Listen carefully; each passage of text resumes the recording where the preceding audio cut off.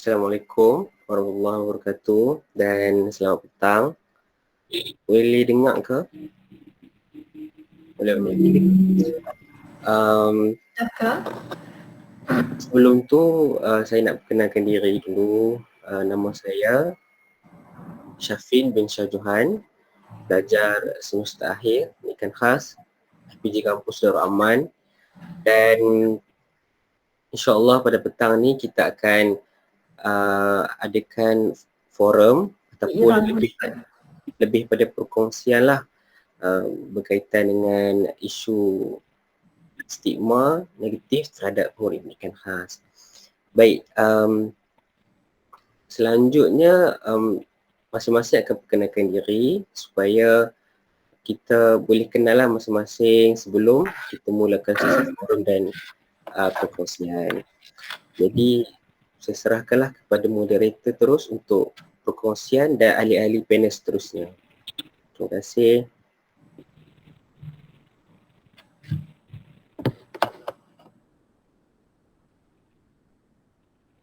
Okey, seterusnya saya perkenalkan diri. Nama saya Nur Aimanul Zaidah binti Muhammad Ghani. Okey, pelajar semester akhir sama dengan Syafin. Pendidikan khas dari IPG Kampus Darul Aman. Boleh.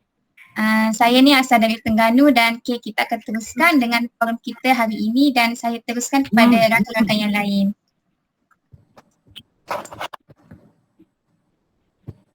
Tak berapa jelas lah suara. Suara tanya ke Puan?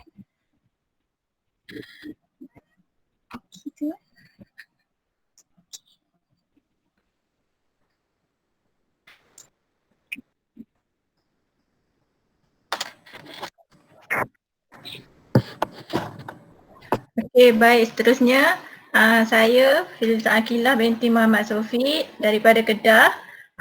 Saya selaku exco teknikal untuk forum kita kali ini.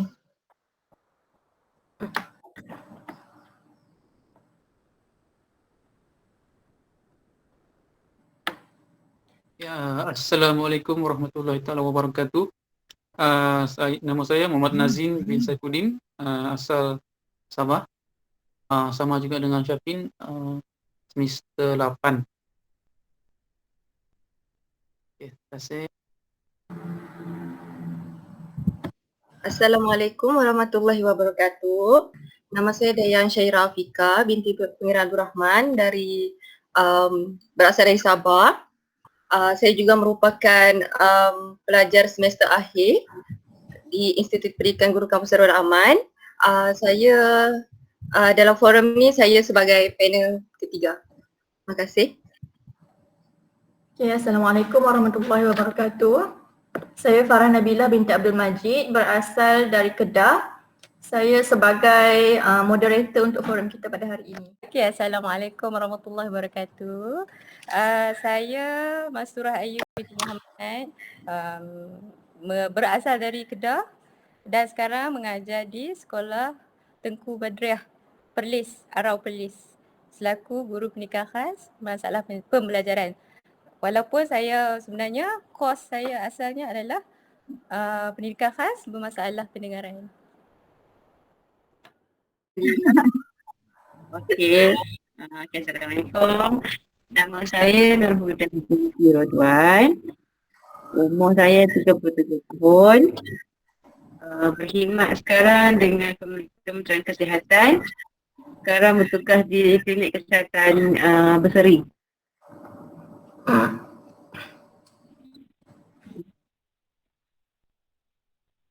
Okey, anak saya ada 4 orang. 2 lelaki, 2 perempuan. Okey, 3 orang dalam kategori ADHD, dyslexia. So yang ada kad OKU cuma 2 orang lah. Yang seorang lagi tu masih dalam orang kata boleh lagi lah, kita kalau dia nak belajar tu dia boleh lagi. So doktor tak bagikan dia, tak bagilah untuk buat kad untuk dia. Yang sulung umur 14 tahun, yang kedua 12 tahun, ketiga 10, keempat 5 tahun. Okey. Okey, baik Puan. Jelas tak? Jelas.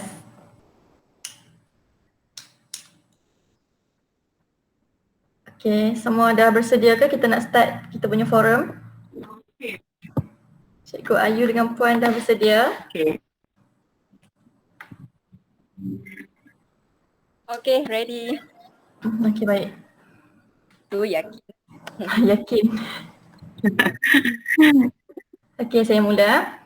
Okey. Bismillahirrahmanirrahim. Alhamdulillahirrabbilalamin. Wassalatu wassalamu ala ashrafil anbiya wal mursalin wa ala alihi wa sahbihi ajma'in.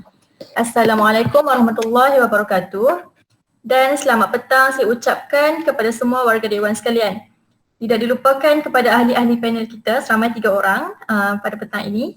Selamat datang dan terima kasih saya ucapkan kepada ketiga-tiga ahli panel kerana sudi hadir untuk berkongsi pendapat dan pandangan tentang forum kita pada hari ini. Okey, sebelum saya memperkenalkan ahli-ahli panel kita pada hari ini, izinkan saya untuk mengupas terlebih dahulu topik bual bicara forum kita pada hari ini. Seperti kita sedia maklum, topik kita pada hari ini ialah pelabelan dan stigma menimbulkan implikasi terhadap murid, ibu bapa dan guru.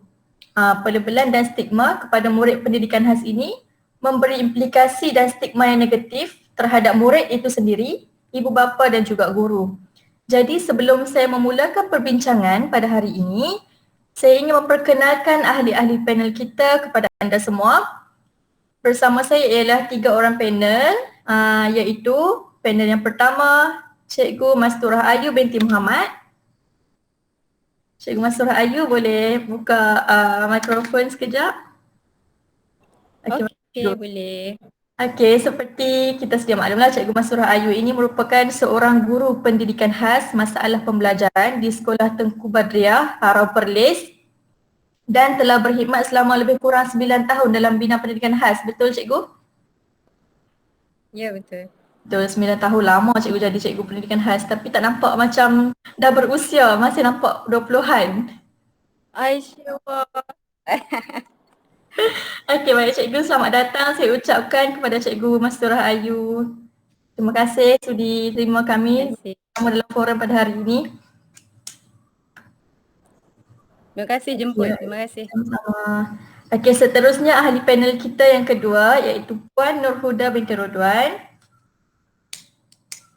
Okey Puan, Puan Nurhuda binti Rodwan adalah merupakan seorang ibu kepada 2 orang anak yang belajar di dalam kelas program pendidikan khas integrasi di Sekolah Tengku Badriah. Selamat datang saya ucapkan kepada Puan.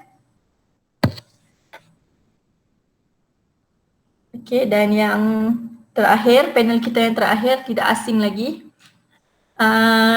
Saudari Dayang Syahirah Afiqah binti Abdul Rahman.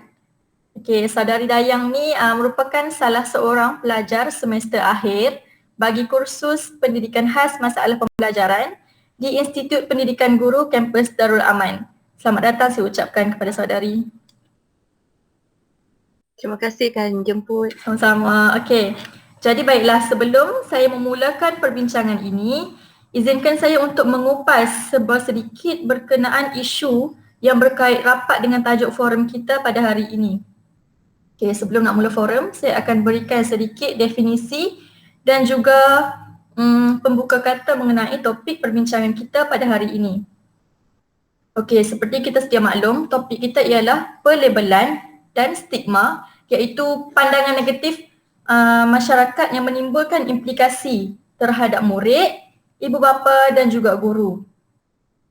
Jadi seperti kita sedia maklum, golongan murid pendidikan khas dikenali sebagai golongan OKU kerana mereka didaftarkan di bawah Jabatan Kebajikan Masyarakat iaitu JKM dan memiliki kad OKU untuk menerima allowance sebanyak RM150 sebulan dan lain-lain kemudahan lagi.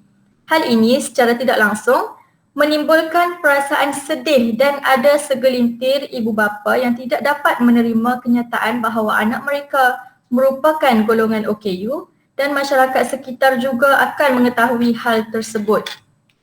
Disebabkan golongan ini merupakan golongan yang dilahirkan unik, maka wujud stigma dan pelabelan daripada ibu bapa, guru dan masyarakat sekeliling kerana mereka berbeza dengan ciri-ciri kita yang dilahirkan cukup sempurna dan normal. Stigma dan pelabelan merupakan tanggapan yang diberikan kepada seorang individu berdasarkan ciri-ciri yang ditunjukkan, terutamanya terhadap murid pendidikan khas. Okey, jadi sidang hadirin ahli panel yang dihormati sekalian, izinkan saya untuk membuka tirai diskusi forum kita dengan soalan yang berkisarkan tentang pandangan berkaitan isu pelabelan dan stigma terhadap murid pendidikan khas. Jadi soalan pertama akan saya ajukan kepada ahli panel kita yang pertama, iaitu Cikgu Masturah Ayu binti Muhammad. Okey Cikgu, soalan saya, adakah isu kekurangan pendaftaran murid berkeperluan khas ke dalam program pendidikan khas integrasi PPKI adalah disebabkan oleh kurangnya kesedaran ibu bapa dan sikap malu ataupun pandangan negatif masyarakat terhadap kanak-kanak tersebut? Silakan Cikgu. Okay, baik. Bismillahirrahmanirrahim. Okey, melalui pengalaman lah saya selaku seorang guru, masalah yang utamanya adalah sikap malu dari ibu bapa itu sendiri. Itu yang paling utamalah. Sebabnya bila dia orang ingat bila masuk je program pendidikan khas, anak-anak mereka akan mendapat kad OKU. Jadi secara tidak langsungnya bila ada kad OKU tu dia orang ingat, oh anak aku ni cacat. Katanya dia dah lekat dah kataan cacat tu. Okey, jadi dia rasa macam malu untuk nak mengaku anak itu sebenarnya ada kekurangan, tapi sebenarnya bukan. Sebenarnya kelainan upaya, maksudnya anak dia istimewa. Mungkin ada ciri-ciri tertentu yang sebenarnya menjadi kelebihan buat mereka, tapi ibu bapa ni tak faham. Kan ada kebanyakannya lah, saya tak kata tak semua tak faham, bukan. Okey, ada yang usaha untuk mencari maklumat, tapi kebanyakannya dia hanya mendengar segelintir manusia ni yang cakap oh budak-budak ni cacat, tak boleh buat apa. Lepas tu pula kemungkinan besarnya mereka ni kurang pendedahan mengenai program pendidikan khas ni. Okey, jadi bila kurang pendedahan, maka mereka sedikit sebanyak tak mau tak nak hantar anak diorang masuk program pendidikan khas. Kan? Jadi ada setengah tu tanggapan yang selalu kami terima. Dia cakap bila masuk je PPKI ni tak belajar pun. Cikgu bukannya ajar apa pun. Pergi sekolah aja tak ada pakai pampers, aja susun kasut. Jadi dia ingat tak ada silibus yang khusus untuk murid khas ni. Sebenarnya ada. Kita pun belajar sama seperti murid-murid di arus perdana. Cumanya silibus kita direndahkan mengikut tahap, mengikut kesesuaian. Kan, jadi isu ada pandangan negatif pun ada, tapi saya rasa untuk zaman law ni kebanyakan dah orang pun dah ramai yang tahu. Lebih kepada malu lah sebenarnya. Okay, dia tak nak menerima. Dia kata anak saya ni fizikal elok. Kan, dia kata yang mana yang sekolah pendidikan khas tu yang cacat anggota je. Padahal sebenarnya banyak kategori kan. Tu kata sebab mereka kurangnya pendedahan, berkurangnya pengetahuan dari segi tu. Okey, saya rasa menjawab tak soalan saya tu, moderator? Ya, betul, menjawab soalan. Terima kasih Cikgu. Okey, sama-sama.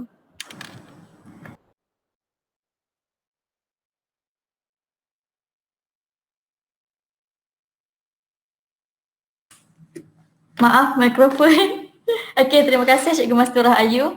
Okey, seperti yang Cikgu Masturah Ayu nyatakan sebentar tadi berkenaan dengan kesedaran ibu bapa dan sikap malu ataupun pandangan negatif masyarakat terhadap kanak-kanak ini, sebenarnya mereka malu kerana kurang pengetahuan. Itu yang paling pentinglah, kurang pengetahuan, kerana kadang-kadang mereka memikirkan masuk sekolah ni, betul lah macam Cikgu Masturah Ayu cakap, sekolah ni hanya sekadar menguruskan kanak-kanak ni macam mana cara nak ke tandas, tapi sebenarnya lebih daripada itu. Kita mengajar mereka dari segi kognitif, pelajaran dan pembelajaran di dalam kelas, cara-cara untuk berkomunikasi dengan rakan-rakan di dalam kelas, matematik, bahasa Melayu, semua mata pelajaran itu kita ajar di dalam kelas.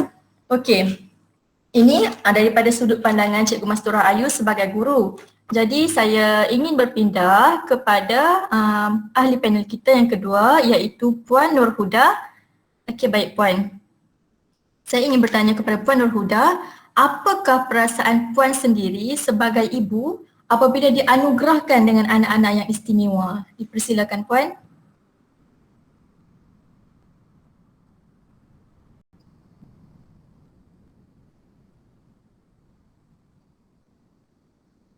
Line Puan Nur Huda agak perlahan kot.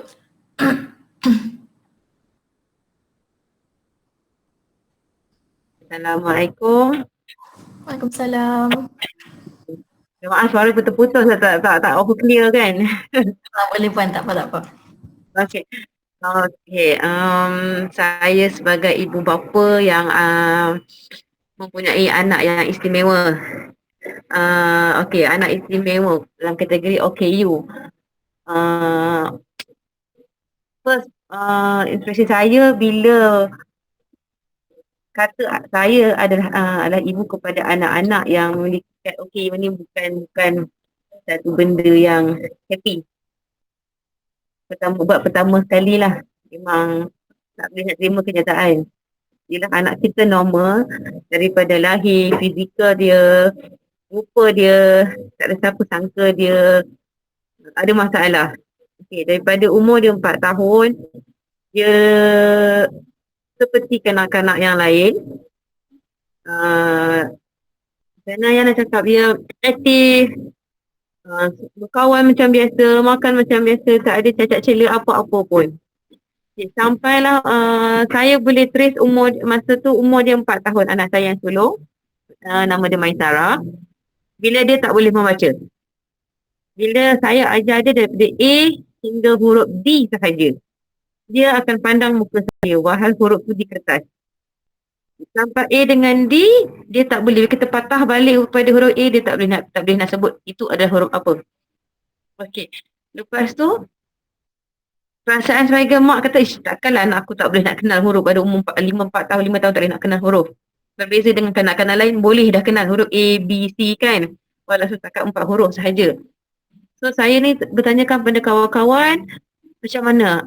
Feedback yang saya terima adalah normal. Budak-budak memang lambat membaca, lambat mengenal huruf. Tapi saya tak boleh terima benda tu secara mendadak. Okey, saya fine lah terima. Saya tak boleh. So, tanya cikgu sekolah dia bila setiap kali dalam kelas, dia boleh mendengar dengan baik. Boleh mendengar dengan baik apa semua. Tapi dia tak boleh, bila kita suruh eja, dia tak boleh. Okey. Okey, so, lepas tu saya bekerja di Hospital Bahagia Ulu Kinta Perak. Okay, so far orang tahu kan itu hospital mental. Okay. Saya waktu tu saya punya penolong pengarah suggestkan saya untuk berjumpa dengan saya punya pengarah untuk bawa anak saya bertemu dengan beliau. Kita nak tahu sama ada anak saya tahap apa. Sebab masa tu anak saya belum ada lagi kad OKU. Kali pertama dia berjumpa dengan doktor dah boleh nampak dah. Dia memang sebenarnya ada masalah. 6 bulan treatment yang pertama, doktor ada saja kata kalau boleh kita buka dia punya kad OKU sebab banyak manfaat. Saya kata hold dulu. Saya kata anak saya bukan cacat, anak saya bukan bodoh, dan anak saya bukan tak normal lah. Kan parents mana yang nak terima anak yang nak tiba-tiba normal, tiba-tiba anak dekat nak ada kad OKU tu. So siapa yang nak kan? Tak siapa pun nak. So husband saya orang pertama dia marah. Dia kata nanti doktor saya masa 3 bulan untuk saya fikir. Okey, tak apa, saya bagi you 3 bulan, tarikh daripada appointment akan datang, dia kata. So husband saya kata tak maulah buka OKU, anak kita bukan cacat apa semua, anak saya okey, anak kita okey, boleh mampu bagi makan apa semua. Kawan abang cakap begini, kawan abang cakap macam tu. Okay. So sampai masanya setelah 3 bulan, doktor tanya lagi. Dah fikir habis-habis untuk anak tak buka kad OKU. Saya kata dekat doktor, husband saya tak nak buka kad dia. So doktor kata okey tak apa, panggil balik suami. Bila panggil suami, doktor tanya dia, kenapa tak nak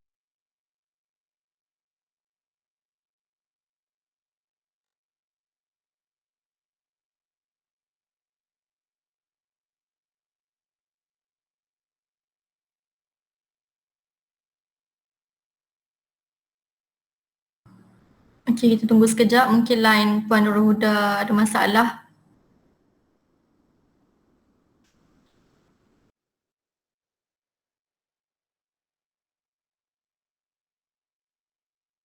Dia kata, you jangan risau, dia kata. Dia cakap, ini adalah masa depan dia. Masa depan dia, bukan masa depan parents lagi dah. Inilah masa depan dia. Kad itu, kad OKU itu adalah penyelamat dia. Takkan kita nak tunjuk kad OKU itu pada orang lain. So, penerimaan saya sebagai mak waktu tu, ya Allah, menangis pun, ya, sedih pun ya. Saya takut pandangan pandangan orang lain waktu tu pada anak saya. Yelah, nampak bila saya cakap anak saya ni ada kad OKU, dia kata anak kau bukan cacat, anak kau okey je. Normal je dari bentuk fizikal, rupa parah dia elok macam budak-budak lain. Dia kata dia ada masalah lain. Dan akhirnya setelah dia pujuk oleh doktor pakar tu sendiri, merangkap pengarah tempat saya bekerja, saya terpaksa reda untuk menerima hakikat yang anak saya adalah dalam kategori OKU, masalah pembelajaran. Itu je lah. Penerimaan dia bukan kejap tu lah, ya, sebab nak terima benda tu bukan senang. Pandangan orang luar waktu tu, pandangan kawan-kawan sendiri.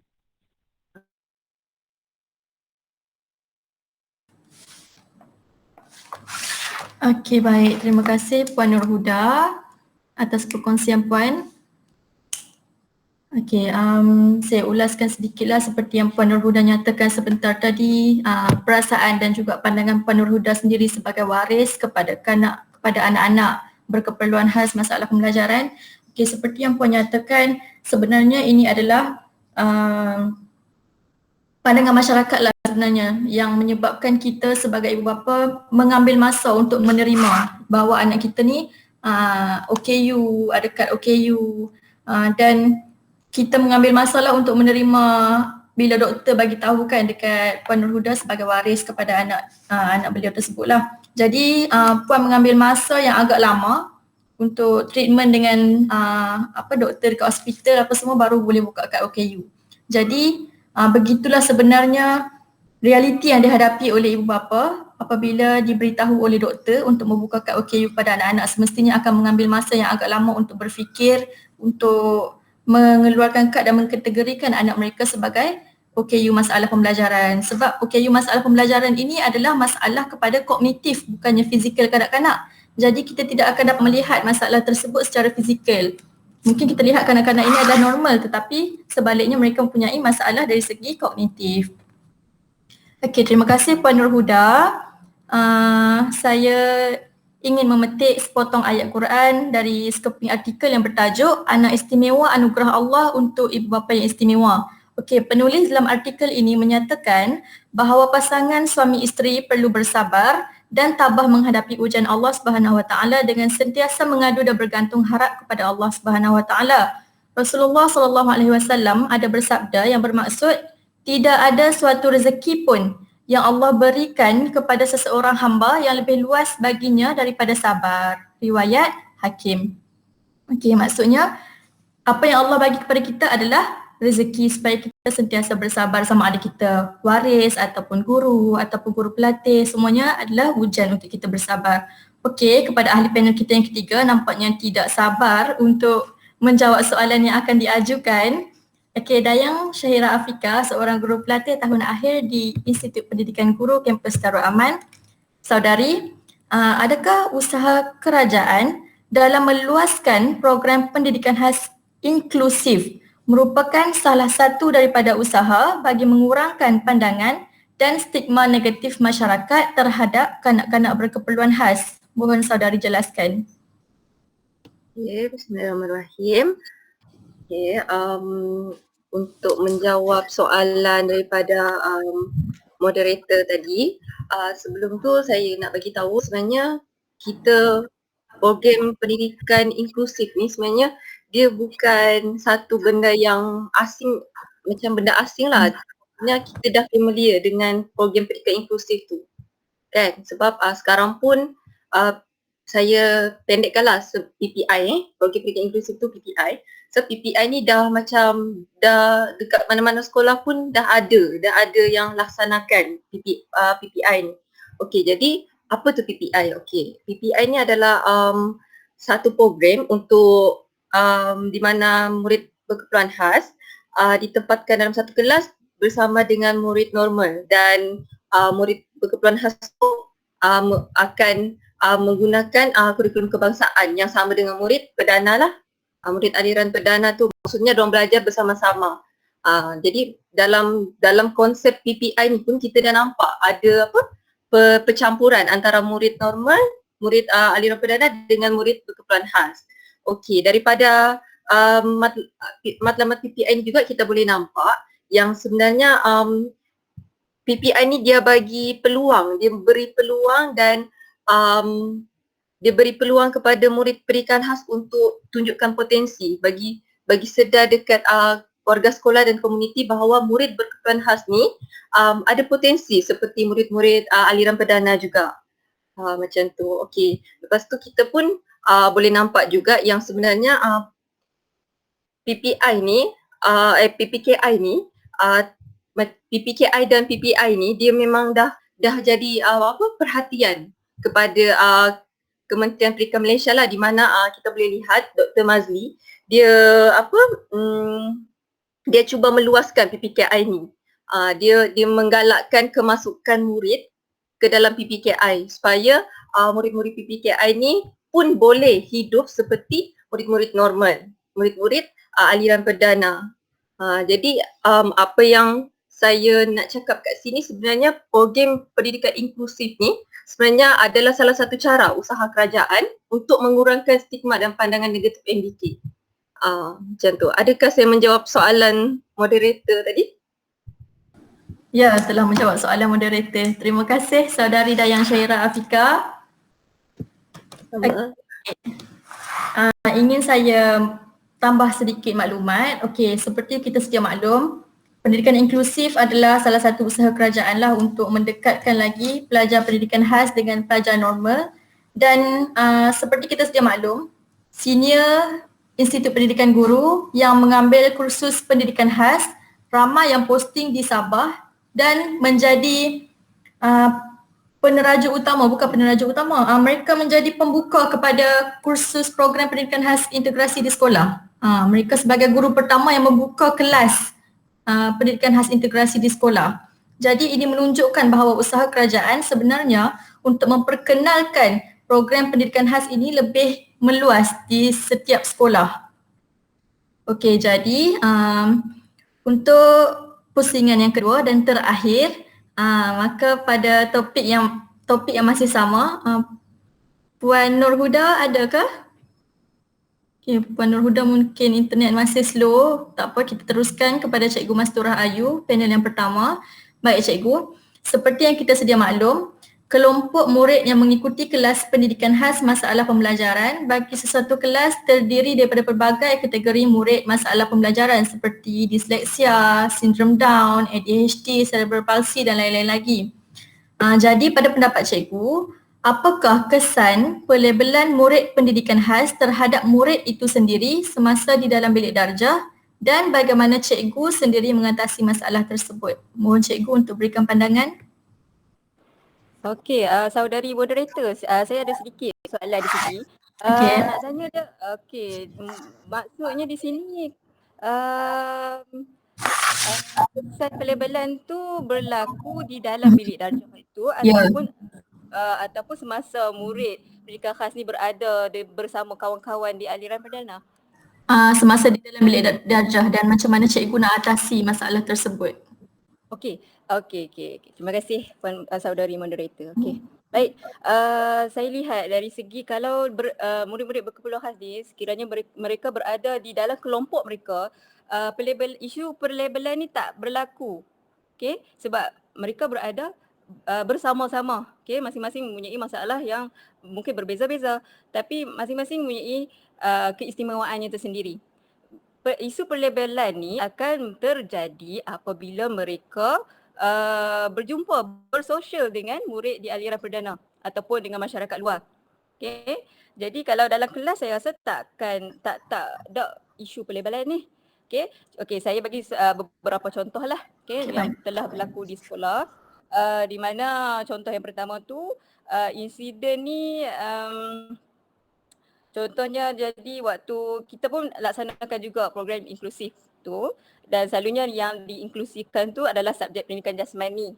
Okay, apabila murid pendidikan khas bertemu dengan murid di aliran perdana, selalunya murid aliran perdana ni tak maulah kumpulan dengan murid-murid kita ni, MBK ni, murid berkeperluan khas. Bagi mereka beranggapan bahawa murid pendidikan khas ni tidak mampu ataupun tidak seiring dengan mereka. Okay, mungkin dia memandang rendah. Okey. Tetapi ternyata jangkaan itu salah. Di mana ada pada tahun 2018 di sekolah Tengku Badriah lah, saya bagi contoh lah. Murid tu nama dia Afiq Alauddin, di mana rekod sukannya jauh lebih baik daripada murid di aliran perdana. Sewaktu tu memang cikgu-cikgu aliran perdana pun terbukalah mata mereka melihat bahawa sebenarnya murid pendidikan khas ni setanding, malahan jauh lebih hebat daripada murid mereka. Okay, jadi masa tu murid-murid di aliran perdana pun sebenarnya murid-murid khas ni bukannya ada masalah apa sangat pun, hebat juga. Barulah mereka pun nak dekat dengan pendidikan khas ni. Dengan selalunya program pendidikan khas ni bangunan dia berada di belakang sekali, pasal kan. Okay, jadi lepas pada tu dia orang pun makin lama makin dekat, nak datang, nak tahu tentang pendidikan khas. Okay, jadi langkah-langkah yang selalu cikgu-cikgu buat ni, bila adanya bulan pendidikan khas, dalam setahun tu akan adanya bulan pendidikan khas, kami akan buat program, akan laksanakan program di mana yang melibatkan murid-murid di aliran perdana. Okay, kita buat kuis. Jadi waktu adanya kuis tu, mereka kena datang ke kelas pendidikan khas untuk mencari maklumat. Okay, dari situ dia orang akan jumpa dengan murid khas, akan mula bersembang. Kan? Jadi dan kami juga ada laksanakan beberapa aktiviti yang melibatkan murid khas dan murid pendidikan khas, murid berkeperluan khas ni. Kita buat joint venture lah. Contohnya kita buat memasak bersama. Kita buat aktiviti membuat sandwich. Jadi dia orang join. Jadi sebenarnya seronok pun. Lepas tu setiap murid di aliran perdana kata, cikgu bila lagi nak buat aktiviti dengan budak-budak khas ni, seronok lah. Kami suka sangat. Okey. Jadi itu salah satu contoh. Okay. Yang contoh kedua pula di mana murid-murid khas itu sendiri melabel diorang tu tak layak untuk menjadi lebih baik. Okay. Ini ternyatanya sudah, sebab saya ada juga yang kelas-kelas tahun 6, diorang cakap tak apalah, murid-murid di aliran perdana bila tahunan diorang ada buat UPSR, kami ni tak ada apa. Saya cakap, mana pula tak ada apa? Kita pun ada juga, kita ada PASR. Kalau tak ada PASR pun tak apa. Cikgu-cikgu tetap mengajar macam biasa. Okay? Dan juga saya selalu memberi contoh bahawa dulu senior saya seorang yang mempunyai masalah pendengaran, totally deaf, tak dengar langsung. Tapi dia boleh menjadi seorang guru yang berjaya. Okay, jadi saya selalu bercakap macam itulah, selalu bagi contoh kat dia orang, dan dia orang pun macam, yo ke cikgu, takkan lo tak boleh bercakap boleh jadi seorang cikgu. Kata boleh sekiranya kita usaha lebih. Memang nak kena usaha lebih sikit lah. Okay. Jadi cara-cara saya nak tangani pula, satunya tadi dengan adakan bulan pendidikan khas, dan yang keduanya selalu memberi galakan, semangat. Kita sebagai seorang guru memang kena sentiasa mendorong anak-anak keperluan khas kita ni supaya meningkatkan keyakinan diri mereka lah. Bagi tahu kata sebenarnya dia orang pun layak, ada potensi sama macam orang biasa, macam orang normal. Okay. Jadi selain itu kalau di sekolah, di radio-radio sekolah, kalau di pagi-pagi tu kita selit sikit info-info tentang murid berkeperluan khas. Jadi sedikit sebanyak dari situ, bila murid-murid di aliran perdana dengar mengenai info-info murid khas ni, sedikit sebanyak mereka pun lebih dekat. Bukan kata murid saja, cikgu-cikgu pun masih ramai yang tak tahu tentang pendidikan khas ni. Jadi bila kita bagi tahu info serba sedikit, mereka pun tak akanlah melabel budak kita ni terlalu rendah. Okey. Adakah saya menjawab soalan saudari moderator? Ya, Cikgu Ayu menjawab soalan saya. Terima kasih. Sama-sama. Okey, baik. Seperti yang Cikgu Ayu maklumkan sebentar tadi, pandangan ini kalau dalam kelas pendidikan khas tak ada sebarang diskriminasi lah sebab mereka lebih suka berkawan. Kalau secara inklusif memang ada spekulasi pandangan negatif lah pelajar aliran perdana terhadap pelajar pendidikan khas. Walhal sebenarnya pelajar pendidikan khas lebih aktif daripada pelajar arus perdana, terutamanya dalam sukan lah. Ini dapat lihat sendiri sewaktu saya praktikum. Kalau mata pelajaran PJ memang sangat aktif. Murid semua suka nak buat aktiviti dekat luar. Sebab apa? Mereka sukakan pergerakan yang melibatkan fizikal. Okey, baik. Terima kasih Cikgu Mastura Ayu. Baik. Jadi kita berpindah kepada Puan Nurhuda. Puan Nurhuda okey? Line okey? Okey, baru nak okey. Okey. InsyaAllah okey. Tenggelam timbul internet. Okey, tak apa. Kita lihat daripada sudut Puan sebagai waris kepada kanak-kanak berkeperluan khas sendiri. Jadi soalan saya kepada Puan, bagaimanakah Puan melibatkan anak Puan dengan aktiviti sosial dalam masyarakat bagi mengurangkan pandangan ataupun spekulasi negatif terhadap murid berkeperluan khas? Silakan Puan. Sebagai ibu bapa yang ada anak ni, contohnya anak saya sekiranya ada aktiviti melibatkan kanak-kanak, contohnya mewarna, aktiviti sukan, saya akan suruh mereka ke depan dulu. Okey, anak-anak saya suka. Contoh macam 2 tahun lepas di kampung saya di Batu Gajah, persatuan ahli kampung tu ada buat satu sukan neka. So macam-macam acara sukan yang ada. Anak saya kata semua yang acara-acara yang ada petik jari sahaja bagi diorang. Petik jari saja. Cakap anak saya tu betul, memang anak saya conquer juara. Mewarna nombor 1, memancing ikan nombor 1, bawa bola dalam timpung tu nombor 1, lari dia orang dulu nombor 1. So diorang cakap anak siapa yang ni? Semua nak conquer juara ni. Anak-anak saya semua senyum. Saya kata itu sebab bila Umi masuk anak-anak Umi pendidikan khas, ada sebab macam ni. Bila aktiviti macam ni, orang kata contoh mewarna diorang lebih teliti. Macam anak saya main arah, masuk tandingan mewarna, orang lain semua kejar masa nak siapkan lukisan tu. Tapi anak saya cakap, kakak jangan kejar masa, kakak buat yang terbaik, kakak warna cantik-cantik. Dia akan warna cantik, kalau kata selari je warna dia. Okey, so orang daripada seorang orang kampung datang kata, oh ni yang orang belajar dekat pendidikan khas. Ya, saya kata dia belajar teliti. So untuk fokus benda tu.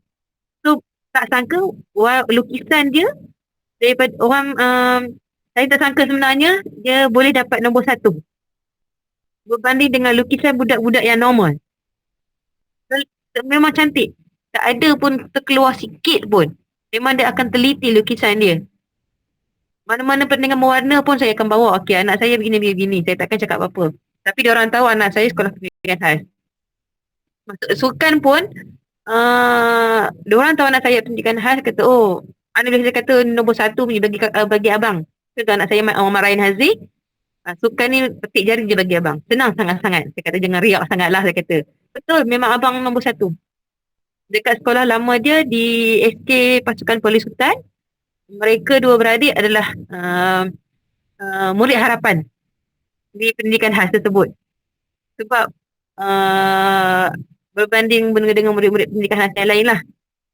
So sekarang ni pelan-pelan orang dah nampak yang anak-anak OKU ni bukan kalau kata kategori OKU nak ingat cacat anggota saja. Okay, so dalam masa penjara ni adalah kategori diorang. Ada kategori macam macam mana ya, so saya banyak bawa anak saya pergi taman, pergi tengok zoo. Sebelum tu budak-budak ni kan suka dengan binatang. So jadinya sebenarnya saya nak cakap ya, saya nak bagi penerangan pun saya tak berapa pandai sebenarnya. Sebab yelah kita je nampak semua tu kan. Nak bagi penerangan yang jelas dengan tepat tu saya tak pandai.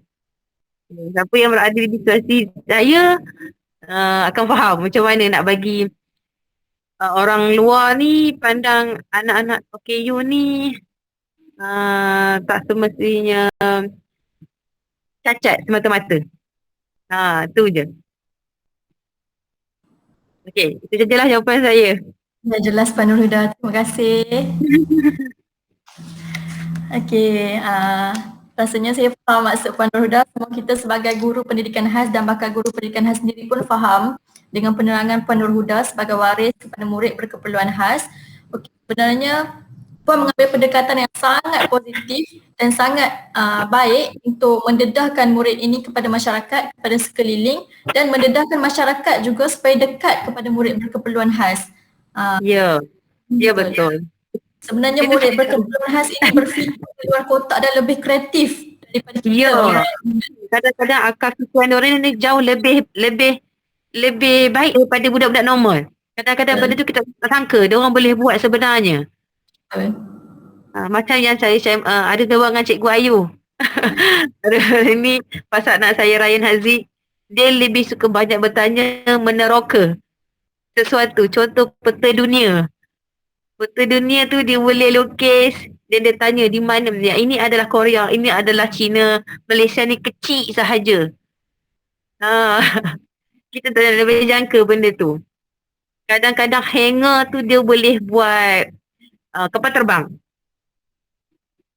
Kapal terbang dia boleh sancar satu contoh. Okey Umi, ini adalah kapal, dia kata. So kita lihat anak aku boleh macam ni.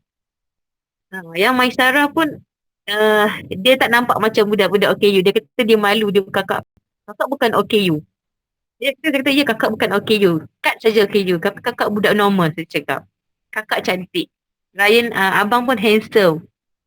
Kata kalau pergi berjalan mana-mana pun orang takkan cakap dia orang ni OKU. Sebab nampak normal sangat-sangat. Tapi ialah instin kalau budak-budak biasa peningkatan remaja dia orang sekarang umur Maisara 14 tahun. Peningkatan umur dia tu dah nampak. Suka pada lainan jantina, suka pada hiburan, tolekan. Itu je lah. Okey, baik. Terima kasih Puan Nur Huda. Banyak sebenarnya yang kita tak tahu. Sebenarnya dunia kanak-kanak ni di rumah lebih luas daripada yang dia berlakukan di sekolah. Betul Puan? Ya, betul. Okey, baik. Terima kasih. Sebenarnya kognitif mereka lebih daripada kita sampai boleh hafal peta dunia. Sedangkan kita sendiri sebagai cikgu pun tak mampu nak menghafal peta dunia. Maksudnya daya imajinasi mereka lebih luas dan lebih tinggi daripada kita. Okey, baik. Terima kasih Puan Nur Huda. Jadi saya teruskan kupasan berhubung kesan dan penyelesaian berkenaan isu pelabelan dan stigma terhadap murid pendidikan khas dari sudut pandangan guru pelatih pula. Okey, jadi soalan saya buat panel yang terakhir iaitu Saudari Dayang Syahira Afiqah. Baik Saudari, anda sebagai guru pelatih yang mempunyai pengalaman berpraktikum di dua buah sekolah yang berbeza iaitu SK Kurung Hitam dan SK Tengku Badriah. Apakah kesan pelabelan ini yang anda dapat lihat kepada guru semasa masuk ke dalam bilik darjah yang mempunyai bilangan murid yang sedikit tetapi mempunyai pelbagai kategori masalah pembelajaran? Silakan Saudari. Okay, terima kasih saudara moderator. Okey, untuk menjawab soalan tu saya akan kaitkan soalan tu dengan saya punya pengalaman lah. Okay, pengalaman saya sepanjang saya praktikum selama sebanyak 2 kali di sekolah yang berbeza. Okay, sebenarnya masuk sebenarnya mengajar murid pendidikan khas ni dia mencabar tapi dia seronok. Sebab kita macam mana nak cakap, kita bukan mengajar macam nak formal, cakap bahasa formal, tak. Kita boleh cakap bahasa mudah yang murid boleh faham. Jadi kalau kita masuk kelas pendidikan khas, kalau untuk orang luar yang bukan berada di bidang pendidikan khas, diorang macam mereka tak tahu yang sebenarnya bila masuk kelas pendidikan khas ni, dalam satu kelas tu akan duduk pelbagai kategori murid. Bukan macam satu kelas ni, okey, Down syndrome semua Down syndrome, tak. Macam autism semua autism, tak. Dia pelbagai. Jadi kalau masyarakat luar fikir macam mana guru pendidikan khas ni nak ajar kan. Okey, sebenarnya pada awal sekali sebelum saya masuk ke kelas, hari pertama saya praktikum, setiap kali hari pertama praktikum, benda pertama yang saya buat, saya akan bertanya kepada cikgu dan tengok fail murid. Contohnya macam bila saya dah dapat jadual waktu, okey, saya akan mengajar dekat kelas tahun 3 ni. Okey, saya akan tengok dalam kelas tahun 3 ni kategori murid apa yang ada. Supaya saya buat macam tu supaya saya tak terkejut sebab saya dah tahu. Okey, dalam kelas ni bukan semua murid slow learner, bukan semua murid autism, bukan semua murid Down syndrome. Bila saya buka, saya tengok, saya nampak lah. Okey, pengalaman yang paling banyak saya dapat lah antara dua buah sekolah ni ada sekolah Tengku Budriah. Sebab sekolah yang pertama praktikum tu, murid saya dalam satu kelas tu memang satu kategori je, murid slow learner. Tapi bila masuk sekolah Tengku Budriah ni, untuk kelas tahun 3 memang mencabar lah. Ada autism, ADHD, Down syndrome, slow learner, ada 4.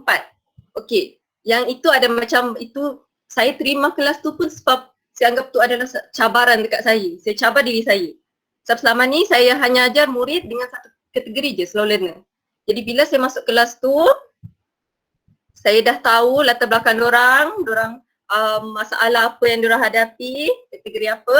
Saya masuk kelas tu, benda pertama saya fikir, saya tak fikir perbezaan diorang, tapi saya fikir macam mana saya nak kawal diorang. Yang tu penting. Macam mana saya nak kawal murid-murid sebab autism dengan ciri-ciri dia, ADHD lagi dengan ciri-ciri dia. Kita dah boleh nampak dari autism dengan ADHD dah ada berbeza ciri-ciri, bercanggah kan. Bila Down syndrome pun dia ada yang aktif, ada yang tak. Bila slow learner pun, bila yang teruk sangat pun ada juga dia punya masalah. Jadi macam mana? Yang benda pertama yang bagi kesan kat saya tu sebagai guru pelatih, macam mana saya nak mengawal murid dalam kelas. Yang tu. Okey, lepas tu bila saya dah dapat macam mana kawalan murid dalam kelas, okey, saya pun fikir macam mana pula saya nak mengajar murid-murid ni yang berbeza keupayaan kognitif, yang berbeza pencapaian, yang berbeza kefahaman diorang. Macam mana pula? Lebih-lebih lagi macam saya ni berbeza bahasa dengan diorang kan. Jadi saya pun fikir macam mana. Jadi saya fikir, okey tak apa, saya buat ujian. Okey, sebelum macam kalau kita guru pelatih, sebelum kita masuk ke kelas, apa-apalah guru pelatih ke guru yang baru masuk, kita akan buat ujian diagnostik. Di mana ujian diagnostik ni kita gunakan untuk mengenal pasti pencapaian murid tu terhadap kemahiran yang dia dah belajar. Jadi dari sana kita dapat tahu murid lemah dengan murid yang pandai lah untuk bagi mudah perbezaan tu kan. Jadi dari situlah saya merangka saya punya rancangan PDP pula. Yang itu adalah kesan kat saya lah. Kesan kita sebagai guru lah. Kita kena rancang pula diorang punya ni. Itu adalah stigma dengan pelabelan lah. Kesan stigma dan pelabelan terhadap guru pelatih. Terhadap guru pelatih dan guru jugalah. Saya rasa yang saya rasa setakat tu je kot jawapan yang saya boleh bagi. Adakah saya menjawab soalan saudari moderator? Ya, betul. Saudari Ryan Syairah Afiqah, terima kasih anda menjawab soalan yang diajukan. Okey, baik. Penerangan sungguh panjang lebar dan jelas. Jadi dapat saya simpulkan sebenarnya guru perlu positif, sentiasa positif dan lebih kreatif dalam mengendalikan dan mengambil perhatian dan jiwa murid-murid ini di dalam kelas. Okey, jadi sebenarnya praktikum selama 6 bulan lah kalau campur 2 kali praktikum memberikan pengalaman dan lebih membuka minda kita sebagai guru untuk lebih dekat dan memahami pelajaran pendidikan khas itu sendiri. Sebab kita belajar dalam kelas hanya teori, tetapi praktikalnya lain, betul? Betul.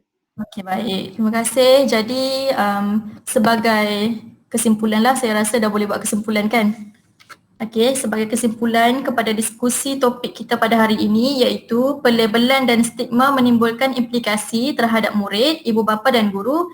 Ingin saya nyatakan bahawa kita semua sebagai guru, ibu bapa, guru pelatih dan masyarakat sudah semestinya sering bertanya tentang persoalan kenapa kami diuji.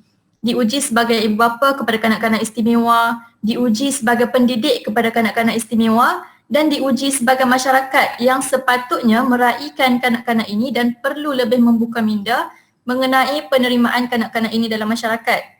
Jadi jawapan kepada semua persoalan ini telah dijelaskan dalam firman Allah Subhanahu Wa Taala yang bermaksud, patutkah manusia menyangka bahawa mereka akan dibiarkan dengan hanya berkata kami beriman, sedangkan mereka tidak diuji dengan sesuatu ujian. Dan demi sesungguhnya kami telah menguji orang-orang yang terdahulu daripada mereka, maka dengan ujian yang demikian, nyata apa yang diketahui oleh Allah tentang orang-orang yang sebenar-benarnya beriman dan nyata pula apa yang diketahuinya tentang orang-orang yang berdusta. Daripada surah Al-Ankabut ayat 2 hingga 3. Jadi daripada penerangan ayat ini, kita semua sebenarnya diuji supaya sentiasa bersabar dalam melayan kerenah kanak-kanak istimewa ini, tidak perlu berduka cita ataupun malu untuk membawa kanak-kanak ini untuk berdepan dengan masyarakat sekeliling. Sama ada kita sebagai ibu bapa ataupun guru perlu mendedahkan murid-murid ini kepada persekitaran dan masyarakat sekeliling. Malah kita sepatutnya berbangga dengan anugerah Allah Subhanahu Wa Taala ini kerana anak-anak istimewa hanya dianugerahkan kepada kita sebagai waris dan juga guru yang istimewa. Jadi terima kasih saya ucapkan kepada ketiga-tiga ahli panel kita kerana sudi hadir dan sudi menyuarakan pendapat masing-masing pada hari ini. Moga apa yang kita dapat hari ini tidak sekadar masuk telinga kanan keluar telinga kiri inilah, harapnya lah, insya-Allah tak. Nampaknya masa amat mencemburui kita. Jadi sebelum berakhir saya berharap semoga forum ini mampu membuatkan kita lebih bersemangat mendidik dan menjaga kanak-kanak istimewa, insya-Allah.